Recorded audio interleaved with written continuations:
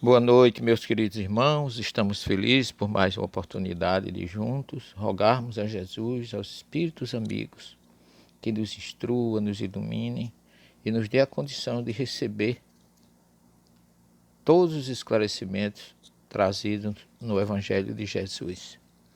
O capítulo da noite de hoje, o capítulo 18, iniciado ontem, a nossa querida irmã Márcia. E hoje nós vamos no capítulo 18, muitos chamados e poucos os escolhidos. Kardec, nos itens 3, 4 e 5, ele vai trazer o título A Porta Estreita, um título que tem muito a ver com o título do capítulo. Muitos os chamados e poucos os escolhidos. É assim que Kardec escolhe dois textos, um do Sermão do Monte, Mateus 7, 13 e 14, e Lucas 13, 23 a 30. Sobre esse título, Kardec escolheu esses dois textos que se coadunam muito bem e depois ele explica no item 5, com a sua grande pedagogia, o significado desses dois textos.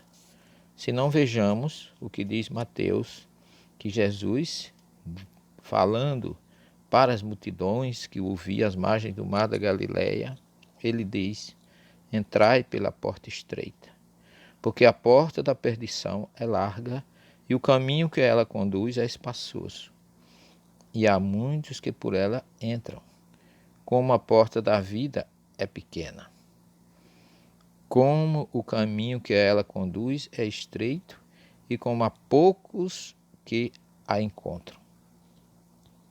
Jesus aborda um tema muito conhecido dos judeus daquela época, dos seus ouvintes, a grande maioria galileus, que na verdade eram hebreus também, judeus, na expressão espiritual, e ele fala exatamente o que está lá no Êxodo e no Deuteronômio, e na própria Didaquê, que era o ensinamento dos apóstolos, que é a escolha dos dois caminhos. Eis que coloquei diante de ti os dois caminhos, o caminho do bem e o caminho do mal. Então Jesus aqui faz a mesma coisa. Ele fala de porta estreita e porta larga. Porque e traz também a palavra caminho, que vem lá do Êxodo e do Deuteronômio, que nos conduz à reflexão de o caminho é o corpo doutrinário, é a escolha que nós fazemos para a nossa vida. Depois que nós entramos no caminho, você tem que sair fora. Se foi o caminho do bem, é o que Jesus disse. A condição de você escolher o caminho do bem é mais difícil, porque, segundo Jesus, a porta da vida é pequena. Na vida a gente tem que fazer escolhas. E é o que Jesus traz aqui. Escolha pelo melhor caminho, que é o mais difícil. Depois que você faz a sua escolha, você terá com certeza uma colheita. E assim, aqueles ouvintes que estavam ouvindo aquela informação de Jesus, entendem, captam muito bem o que Jesus está dizendo, porque segundo Lucas, alguém se adianta e faz essa pergunta: Senhor, haverá os que se salvam? Ou seja, diante de tanta dificuldade, como o Senhor está colocando, como Moisés colocou lá no Deuteronômio, no Êxodo, como os apóstolos vieram colocar depois, será que tem alguém que ainda possa se salvar? Essa é a pergunta que alguém faz, porque Jesus colocou a condição de que a gente faça a melhor opção, por mais difícil que seja. Temos a escolha, mas a nossa escolha tem um preço. Se é o melhor caminho, que Jesus disse que o que conduz à perdição é o largo, ou se é o estreito, como na vida de Jesus. A gente tem que procurar o caminho que conduz à espiritualidade e à vitória com Jesus, que é o caminho mais difícil. Ele é estreitinho, a expressão porta é uma expressão que denota a entrada. Antes de entrar, você escolhe se você vai querer o mais fácil, o material, o que lhe traz mais benefícios no momento, ou aquele que, pela força de superar as dificuldades, lhe leva a uma conquista espiritual muito maior. E quando alguém faz aquela pergunta a Jesus, será que vai haver alguém que se salva? Ele respondeu: fazei todos os esforços para entrar pela porta estreita, porque eu vos asseguro que vários procurarão por ela entrar e não poderão. E quando o pai de família, aqui ele fala, referindo-se a ele mesmo, o próprio Deus, tiver entrado e fechado a porta, e que vós, estando do lado de fora, começareis a bater, dizendo: Senhor, abre-nos. E ele vos responderá: eu não sei de onde vocês são. Então começareis a dizer: comemos e bebemos em vossa presença, e vós ensinastes em nossas praças públicas. E ele vos responderá: eu não sei de onde sois. Retirai-vos de mim, todos vós que cometeis a iniquidade. Aqui a gente pode ter uma alusão muito forte àqueles que se consideravam superiores, conhecedores. Pode ter uma alusão aqui muito forte aos escribas, aos fariseus, aos saduceus, que eram os representantes naquela época, os grandes conhecedores que estavam, como se diz, acima de todos. Por isso que eles começarão a dizer: nós comemos e bebemos em vossa presença, e vós ensinaste nossas praças públicas, mas não me seguistes. É isso que Jesus quer dizer. Eu não vos conheço. Da mesma forma que ele diz que não são os que dizem Senhor, Senhor que entrarão no reino dos céus. E aí Jesus diz: será então que haverá prantos e ranger de dentes pela decepção, né? O drama de consciência, o reconhecimento tarde demais do que precisava ser feito. Quando vereis que Abraão, Isaque, Jacó e todos os profetas entrarão no reino de Deus. Por quê? Porque eles fizeram a vontade de Deus. Abraão, Isaque e Jacó aqui está representado junto com os profetas por aqueles que implantaram a mensagem da primeira revelação que todos conheciam. Abraão, o pai do monoteísmo, Isaque, seu filho, Jacó, seu neto, que formou essa história toda daquele povo que sabia do que Jesus estava falando, e ainda todos os profetas que foram enviados por ele.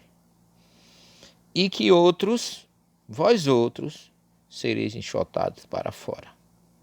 Então, vocês que são o dono da verdade, fariseus, saduceus, vocês não terão o mesmo direito que Abraão, Isaque e Jacó tiveram e os profetas, porque eles escolheram a porta estreita. Eles escolheram o melhor caminho para Deus. É isso que Jesus quer dizer. E aí ele diz assim: e vocês verão que vocês serão enxotados, não entrarão. No entanto, virão do Oriente, do Ocidente, do Norte e do Sul, os que terão lugar no festim do reino de Deus. Então, aqueles que são os últimos serão os primeiros, e aqueles que são os primeiros serão os últimos. Ou seja, vocês que conhecem a Torá, os profetas, as leis, saduceus, fariseus, senhores da verdade, não terão lugar. No entanto, os pobres, os desprezados, os oprimidos por vocês, que virão do norte, do sul, do leste, do oeste, do mundo inteiro, os simples, os humildes, esses terão lugar. Por quê? Eles eram os últimos. Então agora eles serão os primeiros. E vocês que se consideram os primeiros serão os últimos. É uma mensagem muito bela, muito apropriada, seguida e escolhida por Kardec, não poderia ser diferente, para falar exatamente dos muitos que são os chamados e poucos os escolhidos. Porque as escolhas de Deus vai ser baseado naqueles que atenderam o chamado segundo os seus ensinamentos e a prática da caridade, da humildade, do amor e da fraternidade, como nos ensina a doutrina espírita. E Kardec começa a nos esclarecer dizendo que a porta da perdição é larga, porque as más paixões são numerosas e o caminho do mal é frequentado pela maioria. A salvação é a porta estreita, porque o homem que quer transpô-la deve fazer grandes esforços sobre si mesmo para vencer, como diz a nossa doutrina, as suas tendências más. E poucos a isso se resignam. É o complemento da máxima. Há muitos chamados e poucos os escolhidos, porque poucos são aqueles que se entregam à vontade de Deus, que fazem um esforço para estar no seu caminho, que leva à vida eterna, que leva à luz, que leva o Senhor a só fechar a porta depois que estivermos, ou estiverem aqueles que fizeram tudo isso no mundo espiritual. E aí Kardec faz uma metáfora muito bonita quando ele diz: esse é o estado atual da humanidade terrestre. Porque a Terra, sendo um mundo de expiação, o mal nela predomina. Quando ela estiver transformada, o caminho do bem será mais frequentado. Essas palavras, pois, devem entender-se em seu sentido relativo e não absoluto. Se tal fosse o estado normal da humanidade, Deus teria voluntariamente votado à perdição a imensa maioria de suas criaturas. Suposição, segundo Kardec, inadmissível de que se reconheça que Deus é todo justiça e todo bondade. Mas de que ações mais esta humanidade poderia se tornar culpada para merecer uma sorte tão triste em seu presente e em seu futuro, se ela estava inteiramente relegada na terra e se a alma não tivesse tido outras existências. Por que tantos entraves semeados em seu caminho? Porque essa porta tão estreita, que é dada a um menor número transpor, se a sorte da alma está fixada para sempre depois da morte. É assim que com a unicidade, com existência única, se está incessantemente em contradição consigo e com a justiça de Deus. Com a anterioridade da alma, com a pluralidade dos mundos, com a reencarnação, o horizonte se amplia. A luz se faz sobre os pontos mais obscuros da fé. O presente e o futuro são solidários com o passado. Então, somente pode compreender toda a profundeza, toda a verdade e toda a sabedoria das máximas do Cristo.